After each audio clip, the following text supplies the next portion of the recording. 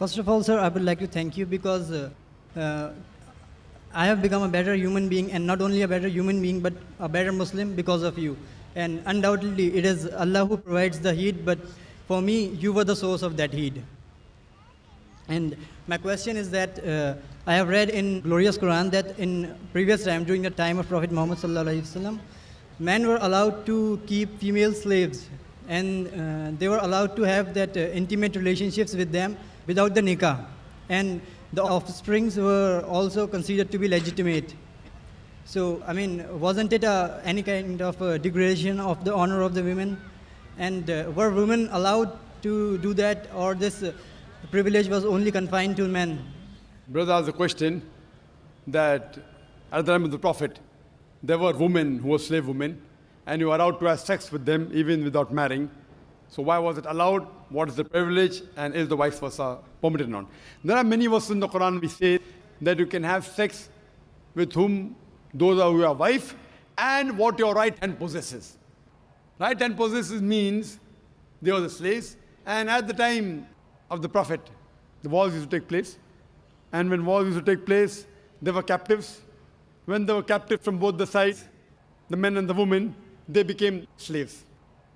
Though if you analyze, there are verses in the Quran, which also says in Surah Nisa, chapter number 4, verse number 25, if you do not have the means to get married, then marry a slave woman and give her freedom in mahr.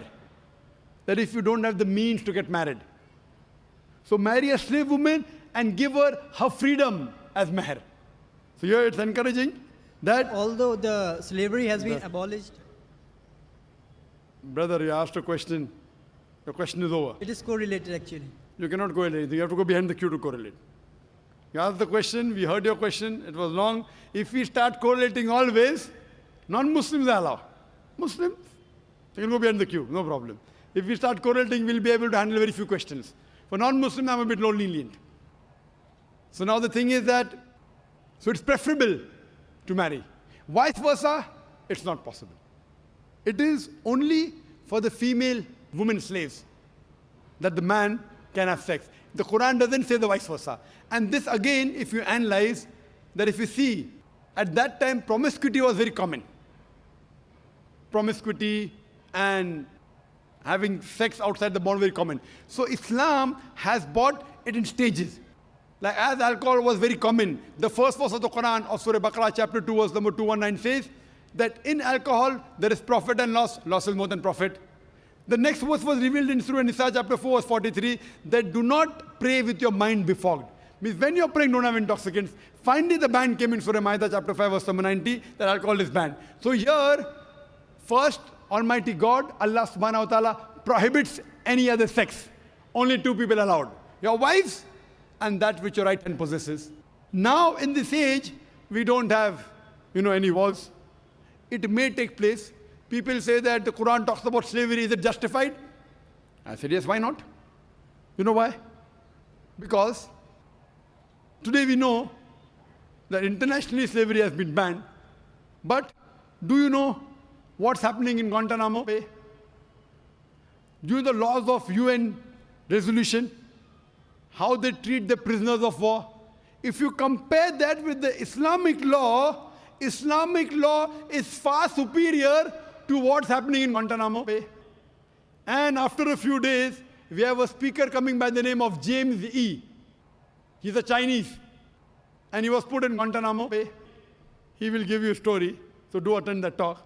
So if you see what is done in Guantanamo Bay, and the way the prisoners of war are ill-treated, they're imprisoned. In the Islamic law, the slave is free to move around. Imagine, prisoner of war, but free to move around. Great. Major thing, you're giving them a place to walk. They can go to the market, they cannot run away. But if they run, what are you going to do? You'll have to catch up with them. But imagine a prisoner of war is not chained. In the normal prisoner of war, you have prison camps with electric wires, they can't go out. All sorts of nonsense goes there, All sorts of sexual abuse goes there. Do you know that? What nonsense goes? So the Islamic law, even if I agree, how they treat the slave is far superior than the UN Charter. far superior than Guantanamo Bay. But in Islam, Islam disagrees with having sex outside the marital bonds. So just as a restriction, it was permitted that time, what your right hand possesses. But preferable is, as it goes further, that give their freedom in mahr and have sex with them, that's preferable. Hope that answers the question. Thank you, sir.